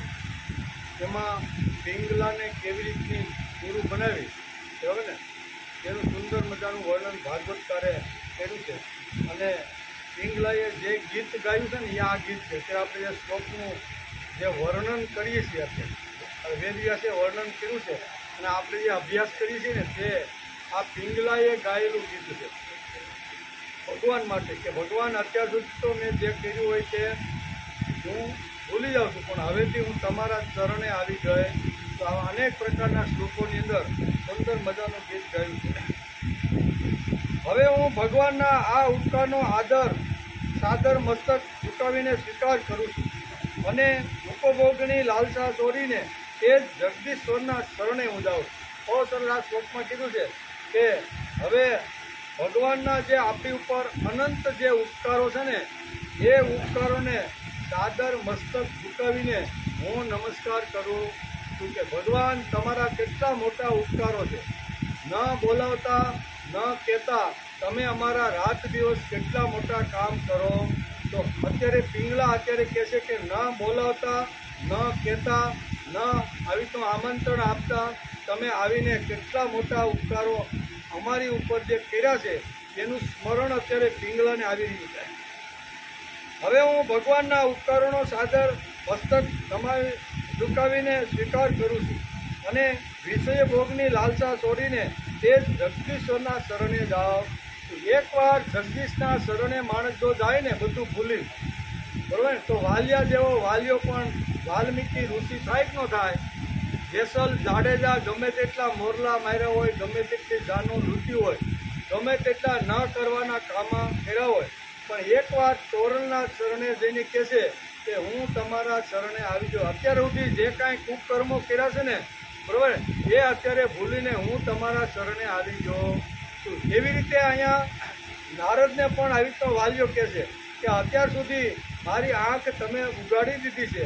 અત્યાર સુધી તો મને એમ લાગતું હતું કે હું પત્ની માટે કરું છું, બાળકો માટે કરું છું, અને બાળકો પણ એમ જ કહેતા છે કે મારા બાપા આ બધું અમારા માટે કરે છે. પણ જ્યારે પૂછપરછ કરવામાં આવી ત્યારે મા બાપથી શરૂઆત કરી પત્ની અને બાળકોએ કીધું કે આ બધું તો તમારી ફરજમાં આવે છે. તમે ધન ગમે ત્યાંથી લાવો એ અમારે કાંઈ જોવાનું નથી. તમે પાપ કરીને લાવો કે પુણ્ય કરીને લાવો, તમારે તો અમારો જીવન નિર્વાહ કરવો જોઈએ. આવું બધાએ જ્યારે કીધું ત્યારે વાલિયાની બરોબરની આંખ ઉઘડી ગઈ. આંખ ઉઘડી પીછા નારદના પાસે આવીને કહેશે કે તમે મારી આંખ ઉગાડી દીધી, મારું જીવન બદલાવી નાખ્યું. કે કહેવાનો અર્થ કે એકવાર આવા કુકર્મ અથવા ખરાબ કર્મ કરીને માણસ જો દિલથી હૃદયથી ભગવાનના ચરણે જો જાય ને તો ભગવાન પણ બધા જ ગુના એના માફ કરી દે. ભગવાન તાત્કાલિક એને ધર્માત્મા બનાવી દે. કેવા? ક્ષિપ્રમ ભવતી ધર્માત્મા સસો શાંતિની ગચ્છતિ કોંતેય પ્રતિજાની નમે ભક્ત પ્રણશ્ય. ભગવાને ગીતાના 9મા અધ્યાયમાં પણ આ કહી રાખ્યું. ક્ષિપ્રમ ભવતી ધર્માત્મા શબ્દ હું વાપરો? ક્ષિપ્રમ એટલે તાત્કાલિક. અપિથેત્સુ દુરાચારો, ગમે તેવો દુરાચારી, ગમે તેવો કામી માણસ હોય, ગમે તેવો લોભી માણસ હોય, જે ગમે તેટલા પાપ હોય એની પાર પણ હટાવી ગયો હોય, ન કરવાના અસંખ્ય આવી રીતના જેણે કુકર્મો કર્યા છે, પણ એકવાર એ બધા કુકર્મ છોડી અને એકવાર ભગવાન કે મારા શરણે જો આવી જાય ને તો એના બધા પાપોને ધોઈ અને હું સાફ કરી અને ક્ષિપ્રમ ભરતી ધર્મ હું એને ધર્માત્મા બનાવી દઉં. કેટલું સુંદર તત્વજ્ઞાન, જેમ ગીતાએ કીધું એમ આટલું સુંદર તત્વજ્ઞાન ભાગવતકારે એકાદશા સ્કંદના પિંગલાના મોઢામાંથી આ શબ્દો કાઢ્યા છે. પિંગલા કહે છે કે હવે મારા બધા જે કાંઈ શરીર વેચવાના, શરીર વેચીને પૈસા કમાવાની મારી અત્યાર સુધીની જે વૃત્તિ હતી ને એ વૃત્તિ હું બદલી અને હું તમારા ચરણે આવી ગઈ છું. આ ભગવાનનું ચરણ એકવાર કોઈ પણ માણસ જો સ્વીકારી લે ને તો ક્ષિપ્રમ ભવતી ધર્માત્મા સસ્વ શાંતિની ગતિ કોંતેય નમે ભક્ત પ્રણશ્યતિ. એટલે કે આવી રીતના હું એને ધર્માત્મા બનાવી દઉં છું અને નમે ભક્ત પ્રણશ્યતિ. આવા ભક્તનો હું કોઈ દિવસ નાશ થવા દેતો. આટલું સર્ટિફિકેટ ભગવાન પોતે આપે છે. ગમે તેવો માણસ સર્ટિફિકેટ કે આવી રીતનું પ્રમાણપત્ર આપતો નથી. પ્રમાણપત્ર આપવાળો જે ઉત્પત્તિ સ્થિતિ અને લય કરી છે એણે પ્રમાણપત્ર આપ્યું છે કે ગમે તેવો દુરાચારી એકવાર મારી પાસે આવી જાય, બધા કુકર્મો છોડી દે અને સરળ બનીને સરળ રસ્તે ચાલવાનો પ્રયત્ન કરે તો હું એને ધર્માત્મા બનાવી અને લાંબા કાળ સુધી એની કીર્તિ, એનો યશ રહે એ માટે હું આવી તો તત્પર. એટલે અહીંયા પિંગલા પણ એ જ કહે છે કે અંદર બેઠેલા ભગવાનનું સ્મરણ કરતા પિંગલા કહે છે કે ભગવાન તમે મારી અંદર જે આવીને રહ્યા, મારું બધું જે કામ કર્યું, પણ મને તો એમ જ થતું હતું કે હું જ કરતી રહેલી તો મારું શરીર છે, તેથી આ શરીરને જોઈને બધા લોકો મારા તરફ આકર્ષાય છે અને હું શરીરને વેચીને અત્યાર સુધી મારા મનની અંદર આ હતું, પણ જ્યારે એક પણ માણસે મારા સામું જોયું નહીં ત્યારે મને લાગ્યું કે અંદર કોઈ ચૈતન્ય શક્તિ છે ને, એ જ બધાને હલાવતી રહેલી છે. આમ કરી અને વિશિષ્ટ પ્રકારનો રાગ એને જે હતો એ વૈરાગ્ય અત્યારે પિંગલાને લાગ્યો છે, એમ ભાગવતકાર કહે છે. હું તમારા ચરણે આવીશું, હવે મને પ્રારબ્ધ અનુસાર જે મળશે તેમાંથી મારો નિર્વાહ કરી. આ મારો વ્યવસાય છે, એ વ્યવસાયને હું છોડી દઉં છું અને પ્રારબ્ધ વસાત હું પુરુષાર્થ કરીશ, મહેનત કરીશ, મજૂરી કરીશ. અયોધ્યાના કોઈ ખેડૂતની આ જરૂર છે તો કામ કરવા માટે જઈને જે કાંઈ નિર્વાહ માટે ત્યાંથી મને મળે ને એનાથી જ મારો રોજીરોટીને નિર્વાહ ચલાવીશ અને ખૂબ જ સંતોષ અને શ્રદ્ધા સાથે રહીશ. હવે હું બીજા પુરુષ તરફ હૃદયેશ્વર આત્મ સ્વરૂપ પ્રભુની સાથે કાયમ માટે હવે હું વિહાર કરવાની છું. અત્યાર સુધી મેં પરપુરુષ સાથે આવી રીતનો વ્યવહાર કર્યો અને હવે તો અંદર રહેલું જે ચૈતન્ય તત્વ છે એની સાથે મારો વ્યવહાર થશે. આમ પિંગલા પોતે વિચારે છે. આ જીવ સંસાર કૂપમાં પડેલો છે, વિષયોએ તેને આંધળો બનાવી દીધો છે, કાળરૂપી અજગરે તેને પોતાના મોઢામાં દબાવી દીધો છે. હવે ભગવાન સિવાય તેની રક્ષા કરવા બીજું કોણ સમર્થ છે? ભગવાન સિવાય કોઈ હવે રક્ષા કરી શકે એવું નથી, એવું અત્યારે પિંગલાને લાગે છે અને પિંગલા સંપૂર્ણ ભગવાનના ચરણે આવી ગઈ છે. તમારા શરણ વગર સુખ નથી, તમારા શરણ વગર શુભ નથી, તમારા શરણ વગર કલ્યાણ નથી અને તમારા શરણ વગર મને કોઈ વસ્તુ પ્રાપ્ત થવાની. આવું સુંદર મજાનું ગીત અહીંયા ઘણા બધા શ્લોકોની અંદર પિંગલાએ પોતે સ્વમુખે આવી રીતે ગાયેલું છે કે હે ભગવાન, હવે તમારા શરણે આવી ગઈ છું, તમે જ મારો ઉદ્ધાર કરો, તમે જ મને આવી રીતનું કરો, પ્રભુની સાથે જ વિહાર કરી. એટલે કે હવે ભગવાન સિવાય તેની રક્ષા કરવા બીજું કોઈ સમર્થ નથી.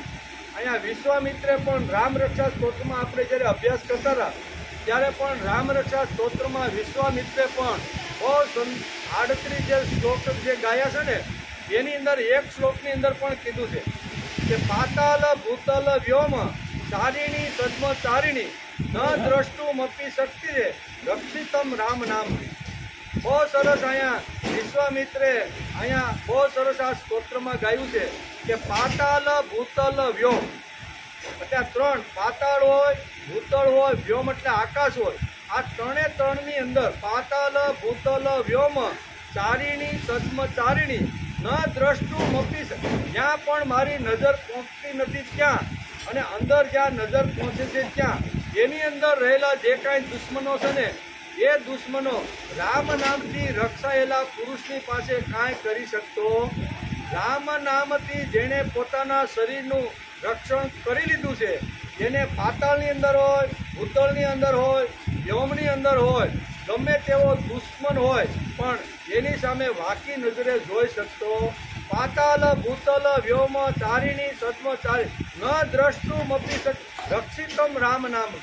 રામ નામથી રક્ષાયેલો જે પુરુષ છે એનું દુશ્મન પણ કાંઈ બગાડી શકતો નથી. આકાશમાં રહેતો હોય, પૃથ્વી પર રહેતો હોય કે પાતાળમાં રહેતો હોય, કોઈ પણ દુશ્મન રામ નામથી રક્ષાયેલા ભક્તનું કાંઈ બગાડી શકતો નથી. તેથી હું તમારા ચરણે આવીશું અને તમે જ મારું કલ્યાણ, તમે જ મારું શુભ અને તમે જ મારું શ્રેય કરો.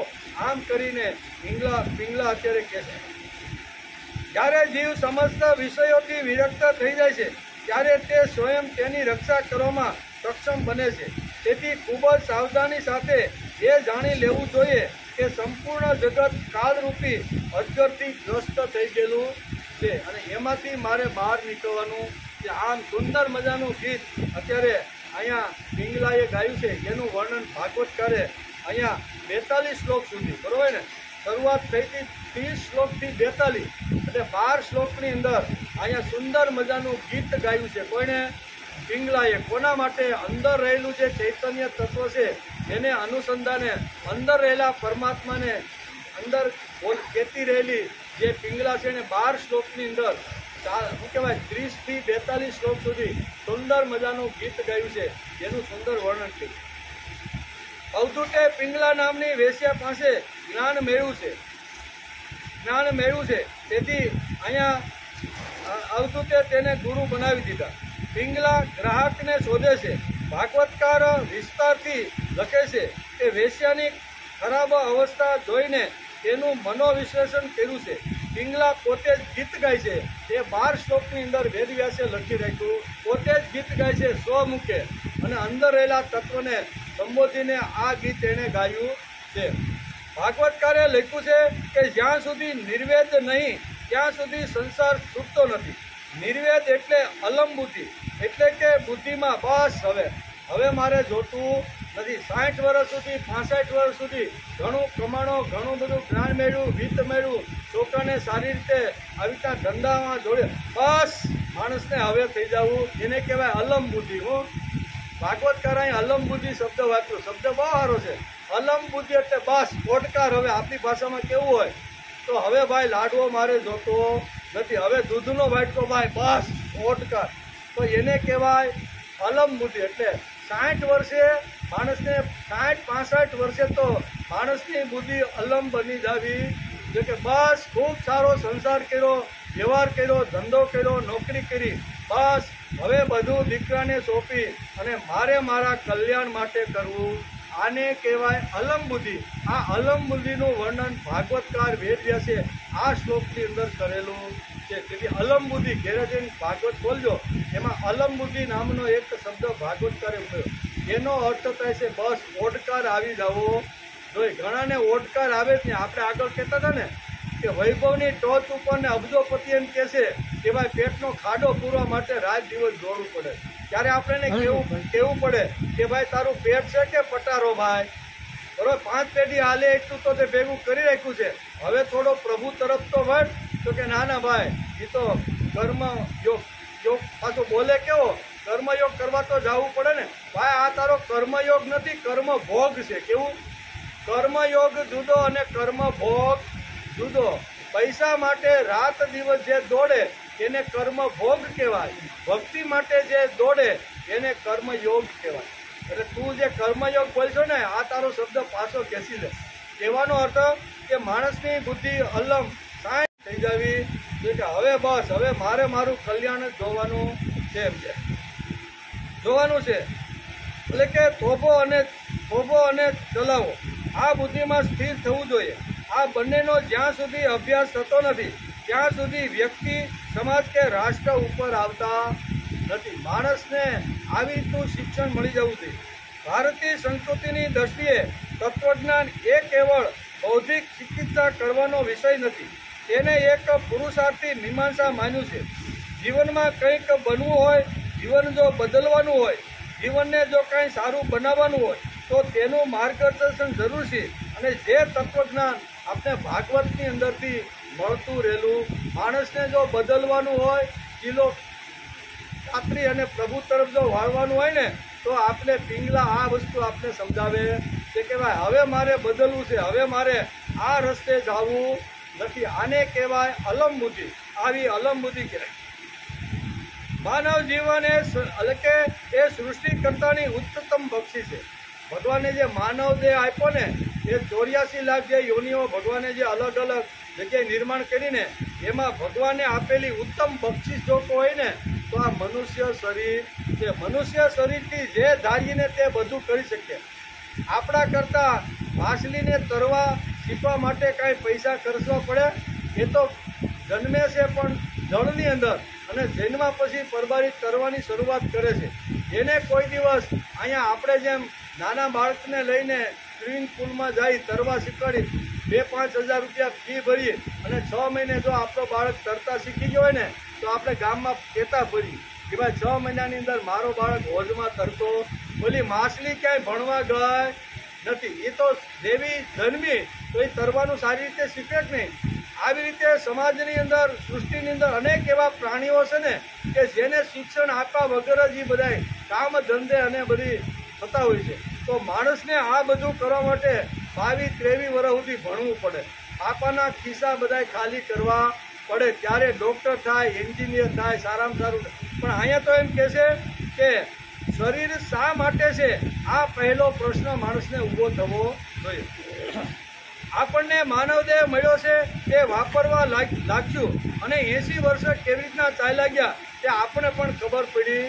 60, 70, 80 ઘણાના 99 વર્ષ વહી ગયા, પણ કેમ વહી ગયા કાંઈ ખબર પડી નહીં. શરીર શા માટે છે, આ પહેલો પ્રશ્ન છે. જીવન શું છે, શા માટે છે, જીવન કોની સહાયતાથી ચાલે છે, આના વિચાર અહીંયા પિંગલાને વારંવાર આવવા. શરીર શા માટે છે, શરીર કોણે આપ્યું છે, શરીર જેણે આપ્યું છે એના ચરણમાં મારે શરીરને પાછું સમર્પિત કરી દેવું.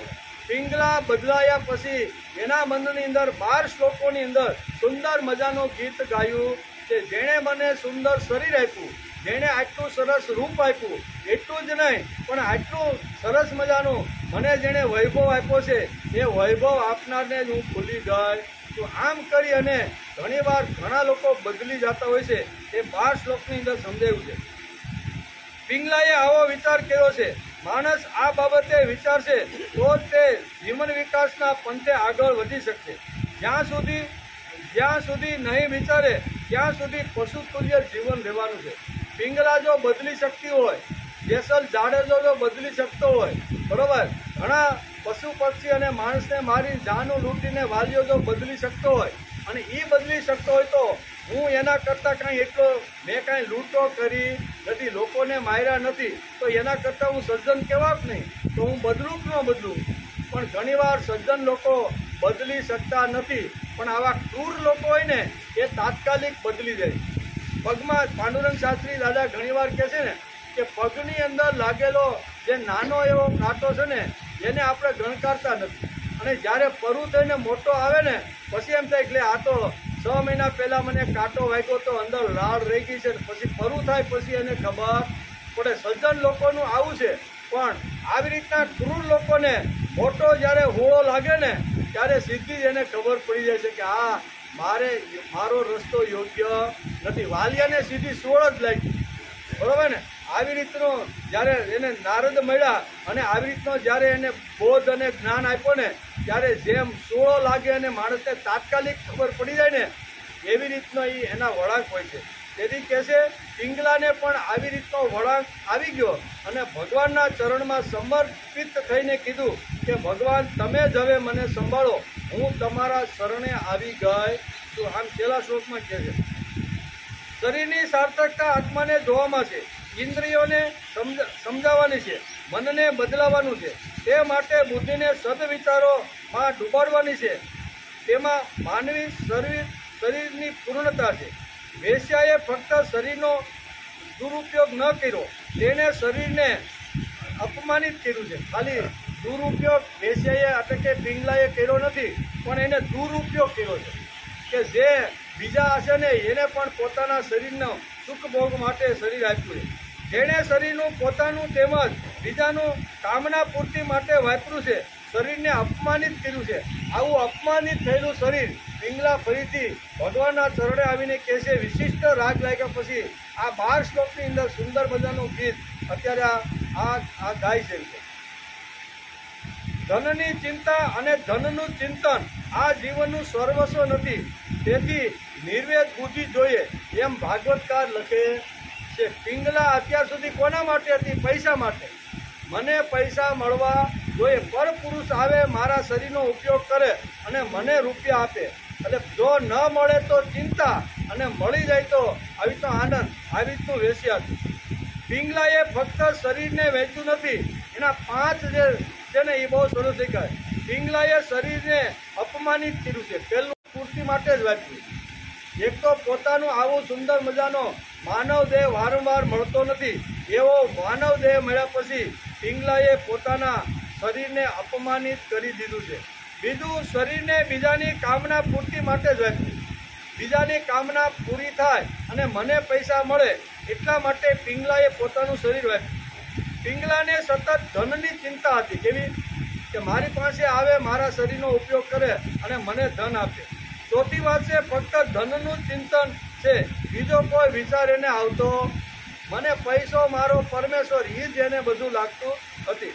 અને પાંચમું વાત છે શુદ્ર પુરુષની સેવામાં શરીરને ખલાસ કરી નાખ્યો. જે હલકા હતા, ક્ષુદ્ર હતા એવા લોકોને શરીર આપી અને વાપ્યું. આ 5 દોષ અહીંયા કહે છે ભાગવતકાર પિંગલાની અંદર હતા. એ 5 દોષ પિંગલાને સમજાઈ ગયા કે હવે મારે મારો પાટો બદલાવી નાખવો જોઈએ, અને પાટો બદલાવે છે. આ 5 વાતોથી કંઈ જ વળવાનું નથી. શુદ્ર પુરુષોની સેવાથી કંઈ મળવાનું નથી. આ 5 વાતો પિંગલા વેશ્યા પાસેથી અવધૂતે શીખી. કેટલી? અવધૂતે પિંગલાને ગુરુ શા માટે બનાવ્યા?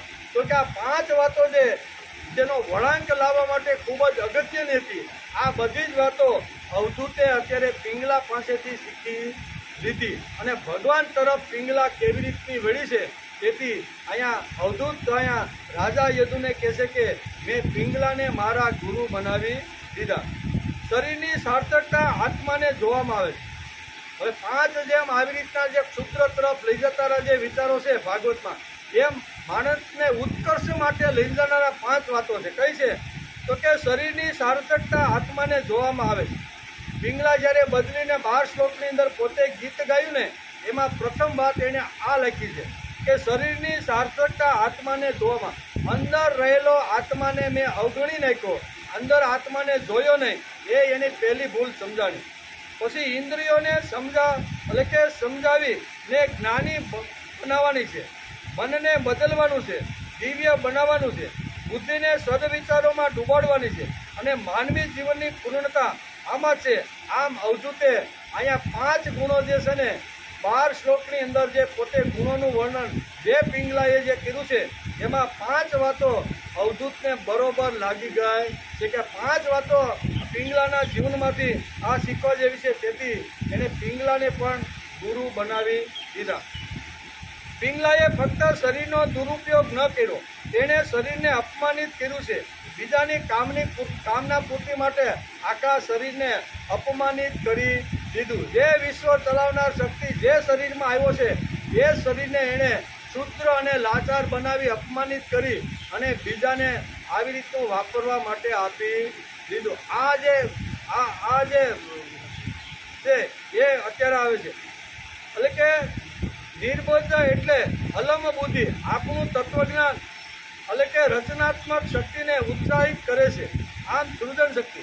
શુદ્ર પુરુષની સેવા ન કરવી જોઈએ.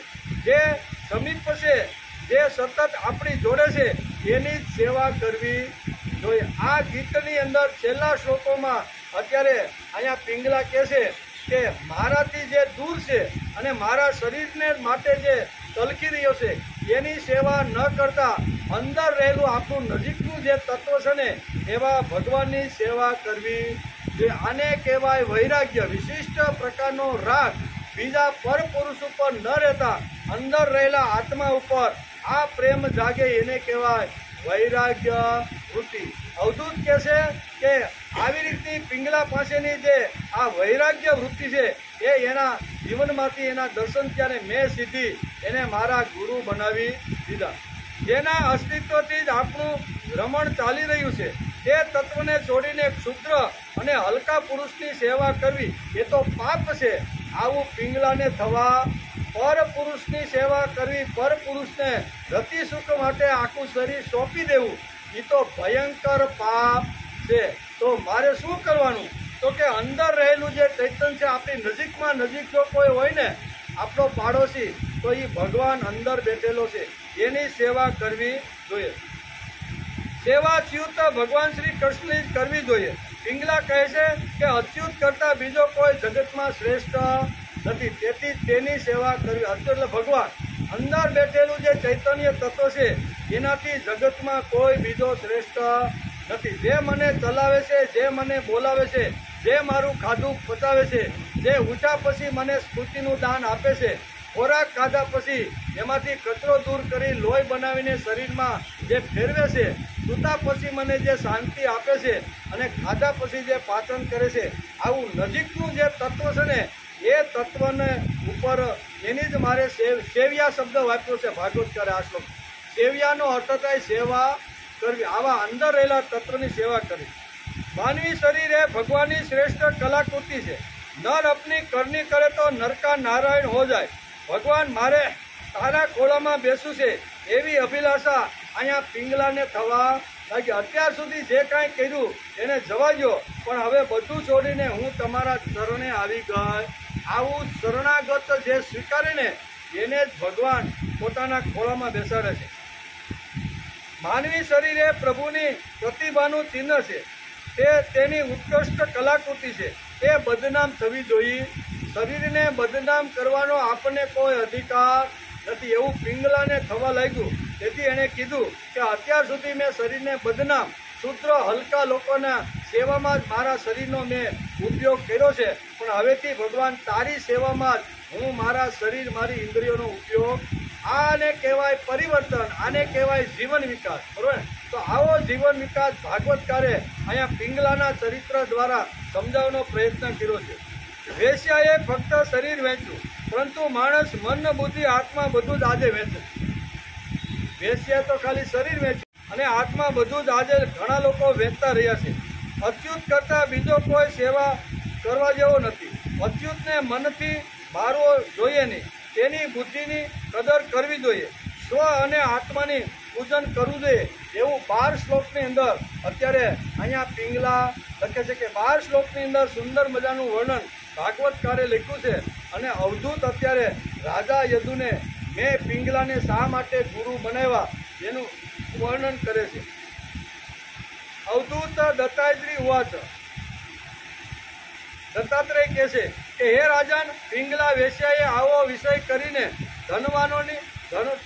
ધનવાનોની દુર્દશા, તેમને વળવાની લાલસાનો પરિત્યાગ કરી દીધો અને શાંત ભાવે જઈને તે પોતાની શૈયા ઉપર સૂઈ ગઈ।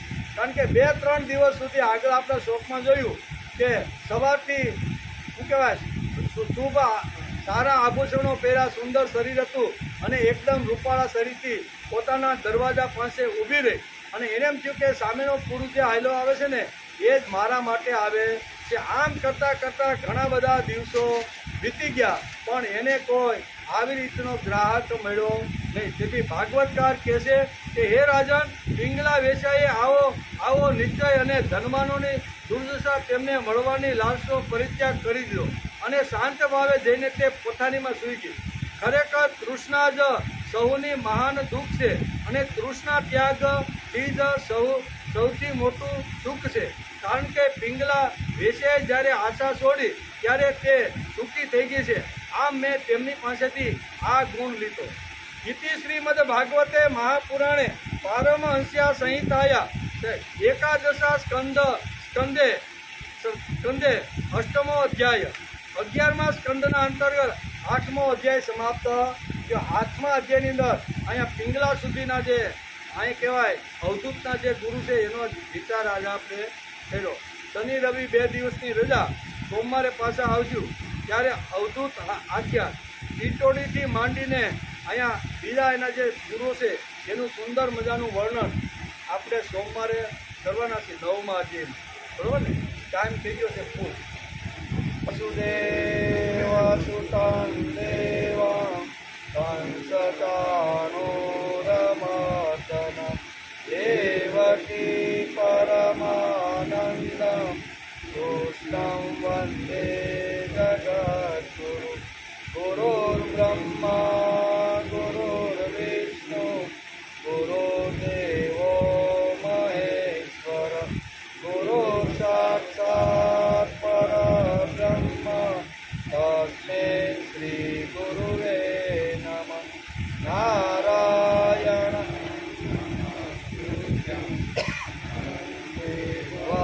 નરોત્તમં દેવીં સરસ્વતી વ્યાસ તતો જયમુદીરયે તતો